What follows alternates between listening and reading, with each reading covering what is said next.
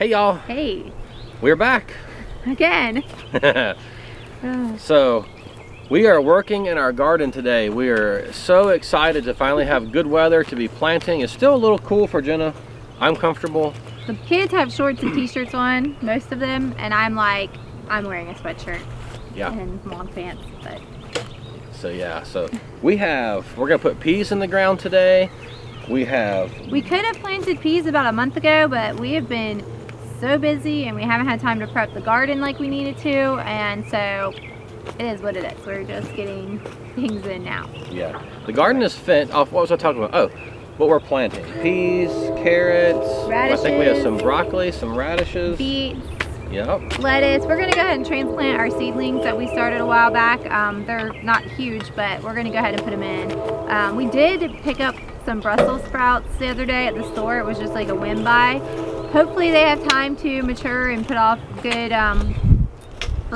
sweet fruits. The thing with Brussels sprouts is they'll get bitter really fast when it gets warm, so they'll do much better in the fall. But we'll see. We'll try them. I have seeds for Brussels sprouts for the fall. I just didn't start any this spring because I knew that they don't always do well. But when we were at the store the other day, I was like, oh look, let's buy them, and we did. We did. So that we have 6 plants, I think, is what came in the little pack. No, actually there were 7. We split. Oh, there were 2 in nice. one cell, so we got a free plant. I like that. Yes. Yeah, that's a tip. If you do buy plants, always check the cells, because sometimes you'll find that there's 2 plants in one cell, and if they both look healthy, then go for it. If they're both really puny and weak, then don't. But if they look healthy, you get an extra plant. Yep. So we did fence around the garden the other day. The fence is up. It's not totally secured to all the T-posts yet. I thought we had T-post clips. We don't know where they are, if we have them. Just haven't gotten any more yet. So that's the deal with the fence. It's a work in progress. So the cows, all of the cows were where they weren't supposed to be and all got in the garden, and they were up here for several days, and so they have like pooped all over the garden. They were up here just laying in it. They like laying on this mulch. They liked it a lot. So the boys have been working on getting all the cow patties out of here, because we have broken down manure under the mulch, but you don't want fresh manure. That will burn our plants. So we're going to put all of that in, putting it in the tractor bucket so we can put it in our compost for next year. So we're going to do our cold stuff. I've started, and I'll show you the greenhouse later. I've started a ton of tomatoes and peppers and stuff like that. We're going to start melons and squash and all that good stuff probably next week sometime. I got to figure out the greenhouse. What are y'all doing? Y'all holding the Pro Mix down? They're being silly. So I'm going to put onions in. My onions aren't huge, but I think they'll do okay. We can probably go ahead and transplant them now. We'll just see how they do. But yeah, just got to get a lot done. We ready? Yes, We're let's ready. do this thing.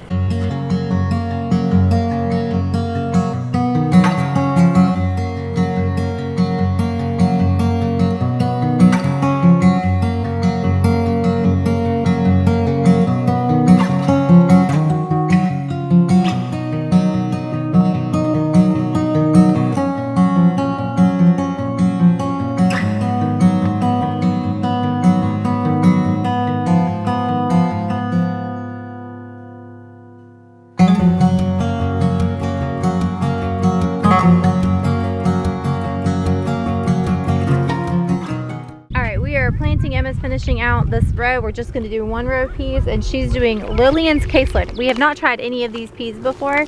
I just decided I wanted to try a variety this year to see what we liked, so we know what we want to grow next year.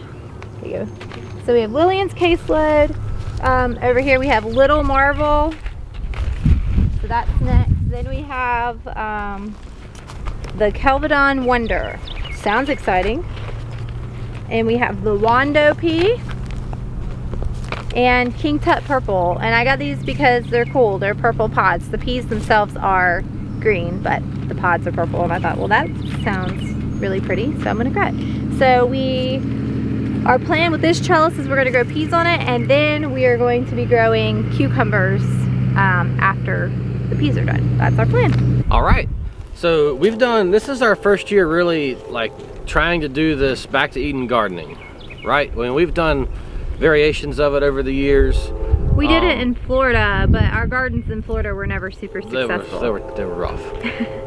And we never really were able to get enough wood chips. Like, I've always had to get wood chips where I take a trailer and I use a pitchfork and load the trailer always, and it just as well. It's a lot of work, bring it back and unload it. Well, a friend of mine here has a tree company, so he brought us loads and just dumped them. And then I borrowed a dump trailer, as you all saw, and I hauled it into the garden and dumped it and spread it with the tractor.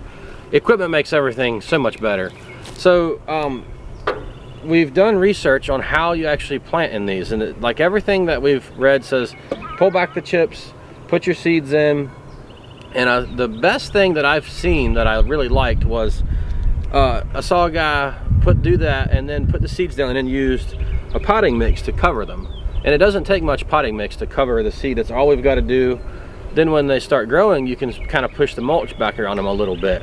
So we have organic pro mix that we've used for starting our seeds and things in. So I'm going to just lightly sprinkle this all the way down this row of peas. Then we'll water them in, and they should be good. I would say, I don't know what the germination is, but I'd say it's pretty quick on peas. Do you know, babe? I'm not sure right off. No, we don't know. I would guess a week, but that could be totally wrong. Yeah, I mean, I've grown peas before, but only like a handful of them, and we've eaten them fresh, so I don't remember. So I just got this Pro Mix in a bucket, and I'm just... 7 to 20 days. So 7 to 20, so a week to 3 weeks germination. I'm just kind of sprinkling it down this row, covering up these pea seeds. I guess they're technically peas, right? Yeah.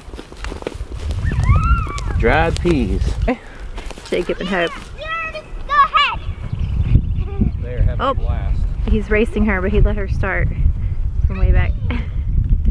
So that was our strawberry beds. We had over 2,000 strawberries all over there, and then the goats came in and ate, and we have a handful of strawberries. Like that raised bed that we built first was completely full with hundreds of strawberries, and there's like 20. There were 2,053 strawberries. 2,053 strawberries, and exactly. in hours the goats decimated. Like 2 hours, literally. Yeah. So we realized like there's not as many, but they'll grow. They'll make more strawberries. They'll make more strawberries. They'll put off shoots. They'll do more plants. So it's not the end of the world, but it was really disappointing after all that effort and work. We were not happy with goats. We were not happy with goats that day, but garden is fenced, so goats can't get in now. In theory. And the goats are, we got to get some more cattle panels up here somehow. We took our garden cattle panels and took them down and made a goat pen because our goats were being really bad. And they were getting out of the property, and yeah, we were gone one day and the sheriff's department called. Yeah, we were gone at a friend's house, and my phone must have been turned down.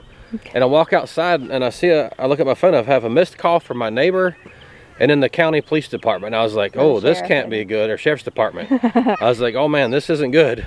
Yeah, so, we're thinking, did something catch on fire and burn down? Like, we don't know what. So he calls and they're like, oh, your goats are out. So we only have a few neighbors up here, and I mean, it wasn't malicious. They're all very nice, and I don't know. I guess they knew we weren't home and called, I guess. I don't know. So we don't really know. But yeah, so anyway. It was a bit excessive. It was a little excessive. Like, yeah, I don't feel like they needed to call the sheriff, so we were like, oh, we got to peace out and go. So we were like, yeah, we got to do something about the goats. They hadn't been getting out. I think they'd been out twice, but we got them back in. And yeah, they're just goats. They can't help themselves. So they're getting supervised free time. Yes. The goats can get under any fence. That's the problem. Yeah. Like goat fencing and cattle fencing are not the same thing. They're not. So, and we don't have great infrastructure as far as, I mean, we have fencing, but it's cattle fence. It is not goat fence. Yeah. And we don't have anything set up, like any kind of permanent, situation. Yeah, goats, so I mean, cows don't go under a fence this tall. Goats go under fence. But goats can squeeze. Yeah. They flatten themselves out like a little rat. We have these Nubians that are like this tall going under little. Yeah. And it's not like there's no food in here for them to eat. We've got, what, 60 acres fenced? That they're access to, yeah. Yeah, and anyway, down the driveway is much more exciting than apparently the neighbors' front yards. On another note, you can see that we have a lot of thistles. We had a lot of thistles last year, but it was like a matted bed of thistles, so it was really bad. So this is way better, and they're just coming through and digging them. So all my tomatoes are going to go on those 3. Well, it will be trellises. This is the only trellis row on those 3 rows. And before we put tomatoes in, obviously we got to come through and get the thistles out. This had thistles, and the other day they came up here and clean those out. They're not as bad all around. They've gotten a lot of them out, so the garden's not too bad. You can see there's some manure still where the cows were and where they picked it up. But yeah, so we got the peas in. Yep. Now so we're gonna water them. Yeah, we gotta water them, and then we're gonna plant carrots, onions, beets, transplant that stuff, and radishes. Radishes. Oh, I think I have some kohlrabi. I've yeah, never you grown do. kohlrabi. I've never even eaten kohlrabi, but I'm growing kohlrabi. I want to try fennel. Is it too late for fennel? I think. Because I see people on these cooking shows using fennel all the time, and And I'm we're like, why can't we? I want to try some fennel. Yeah. So they use fennel pollen a lot on those shows. That's really interesting. So yeah, we're gonna have our rows. So we have this, and we're gonna have some rows of different things, our okra and peppers, and then over in the middle, pretty much smack dab in the middle of the garden, we're gonna put our potatoes. And so we just have some plain russet potatoes we actually bought from the grocery store. So we buy organic potatoes from the grocery store and let them get eyes and then plant them most of the time, because we just they're about a third the price. seed potatoes are so expensive. And last year my friend was able to get me some and gave me a huge bag, and that's what we planted. But we haven't been able to get any this year, so we did that. And then we have 100 sweet potato slips coming at the end of May. Yes. We ordered because we missed out last year on getting sweet potatoes, so we went ahead. So we're gonna have a couple of rows like right here in the middle of the garden. We're gonna have a couple rows of potatoes and a couple rows of sweet potatoes, and then from I don't know what, roughly here-ish. Maybe farther, maybe closer this way.